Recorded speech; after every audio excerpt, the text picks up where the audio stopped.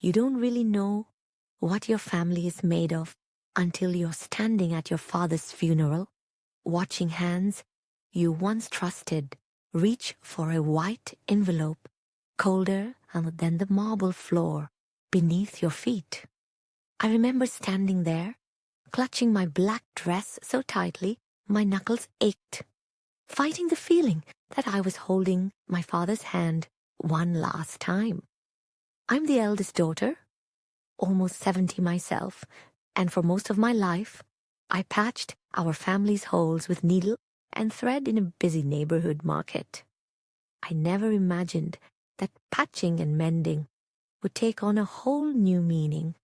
As my father's life faded out, I watched my father's health unwind after my mother passed. First, a stroke that left him speechless and half-stilled. Then the shallow, panicked breathing that rattled each night. That's when it happened. My siblings, Youngsu, my older brother, and Mijong, my younger sister, and I sat around the kitchen table and unsealed the document that would define the coming years.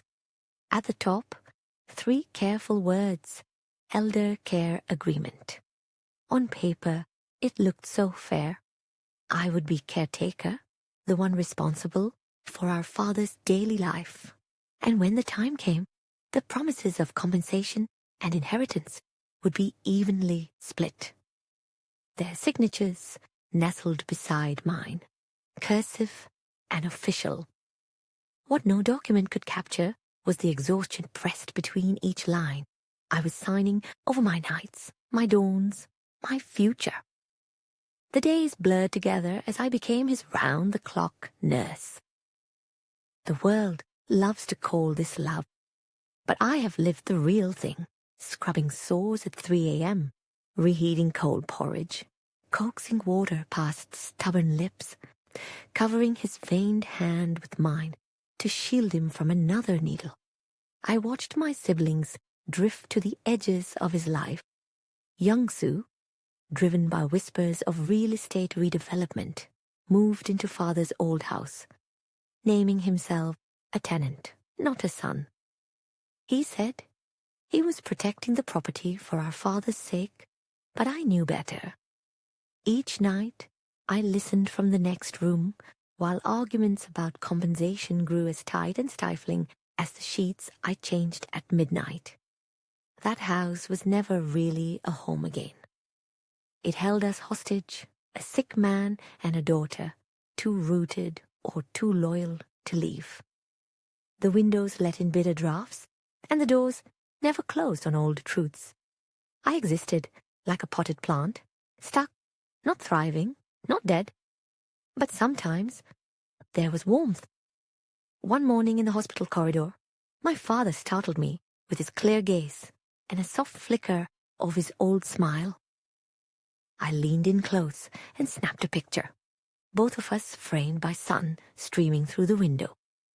On his right wrist, a thick white bandage, the result of a bathroom fall that laundered us in the emergency room the day before.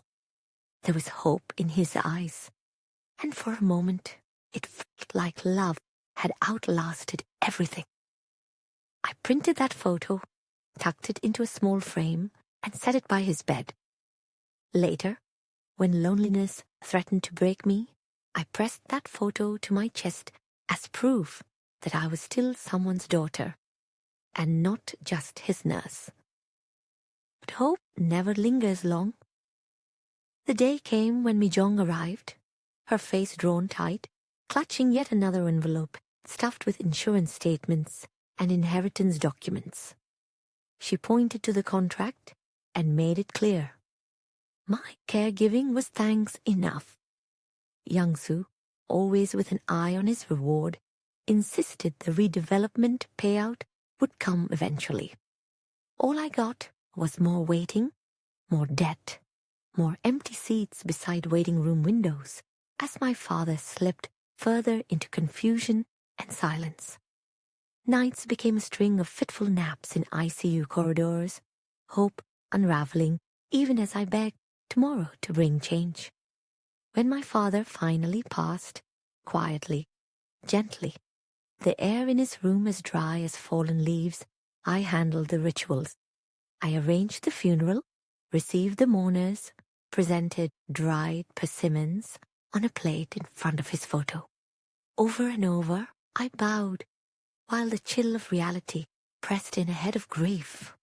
As the funeral ended, my siblings produced more envelopes. One, a copy of the elder care agreement.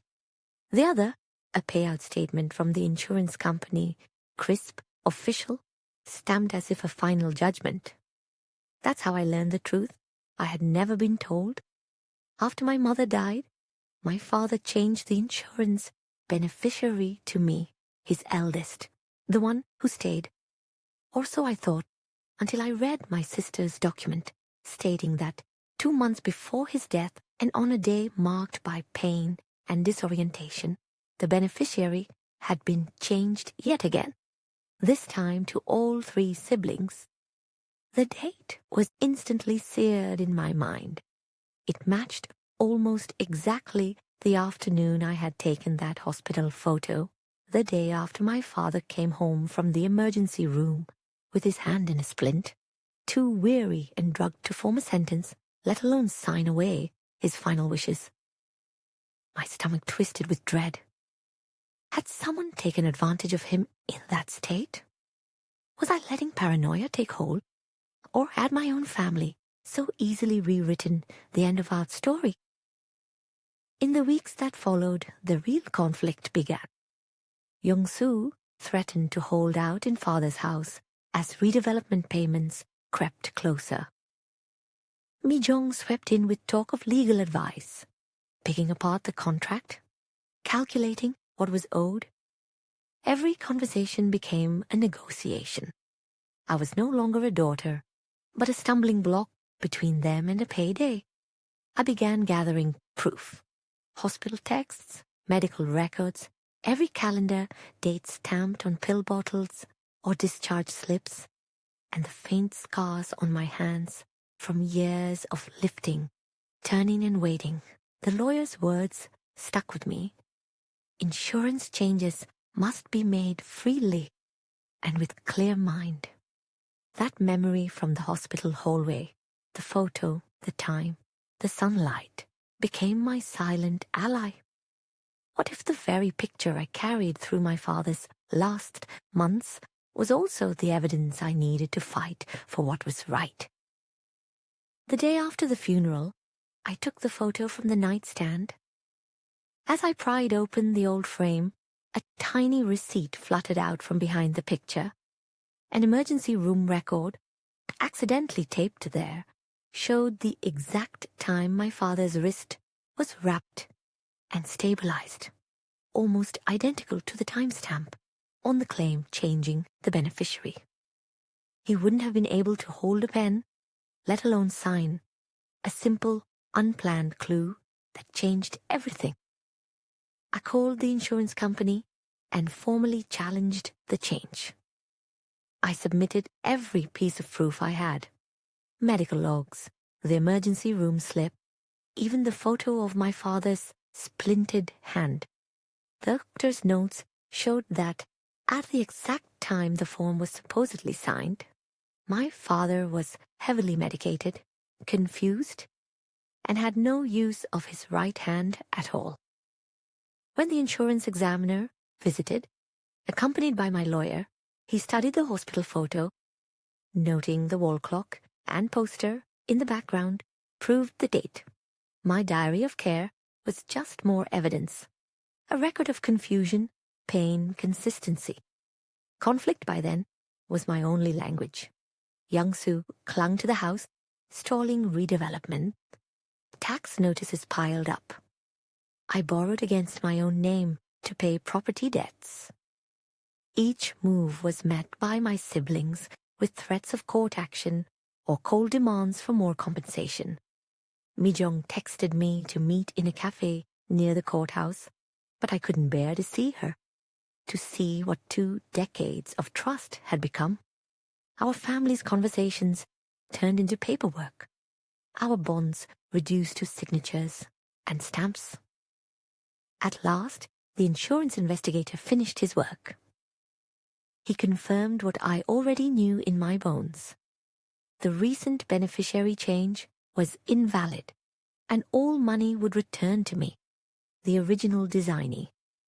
As I read the letter, sitting on the stairs with tears leaking down my face, the only satisfaction I felt was in having the truth acknowledged.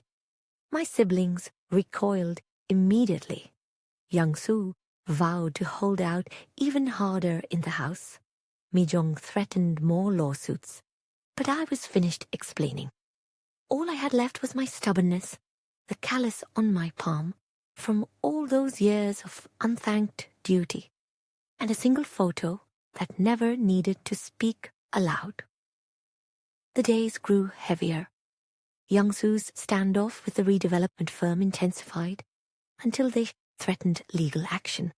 The house, neglected for months, fell into decay. Tax bills mounted. Now, with the insurance ruling clear, I began the next fight to prove legally that the so-called elder care agreement was nothing more than a trap, binding me to a lifetime of sacrifice without reward.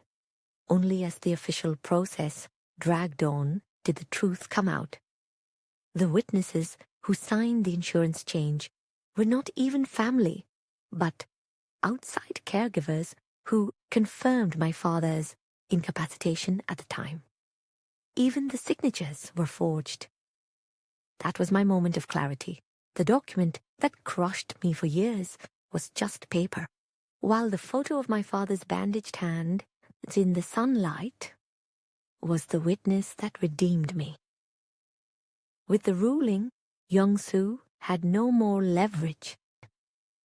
The redevelopment paused payments, the final warning was issued, and my brother was forced to leave the house. Standing alone in the empty rooms, hearing only my footsteps echo on the wooden floor. It was my father's breath I thought I heard. I peeled back a strip of old wallpaper and found a secret, a bit of our childhood, doodles from Mi-jung and me, scribbled in pencil. In that moment, I found some fragment of peace. No contract, no lawsuit could take that away. The insurance money, when it finally arrived, was handled quietly. I paid debts, thanked the caretakers, bought myself the treatments I'd postponed for years. I tried to patch up the emptiness that followed. I kept my father's photo close, a token of the love, the ordeal, the silent proof that, in some fights, only the smallest records truly guide us home. The siblings I once shared everything with drifted apart. Mi-jung reached out a few times, but I kept the exchange formal. Young-soo vanished into silence. The old myths about fortune, about what we are owed, die hard, but eventually they die. When the bulldozers came and tore down the family house, I visited the site and let go of what remained. I realized then, what we leave behind is not our words, not even our promises, but the marks pressed into thin paper, tucked behind photographs, stamped on receipts, scribbled in the margins of living. Those tiny, almost forgotten clues hold a weight of justice when all else falls away. Now, I keep records of everything, even small kindnesses, receipts, dates, thoughts. I never want an elder care agreement to back anyone I love into a corner ever again. I learned that family troubles must be sorted not just with love, but with proof, with procedures no one can alter after the fact. I look at that single photo every morning, father's smile a little blurred now, my own tired face beside his. I hope that in sharing my story, the light of that photo sharpens a little hope for someone else walking the same lonely path. Because what I know now is this: promises are kept by hands, but in the darkest hours, only records and memories guard the truth. When everything else falters, what will you trust? The words your family speaks, or the evidence you leave behind?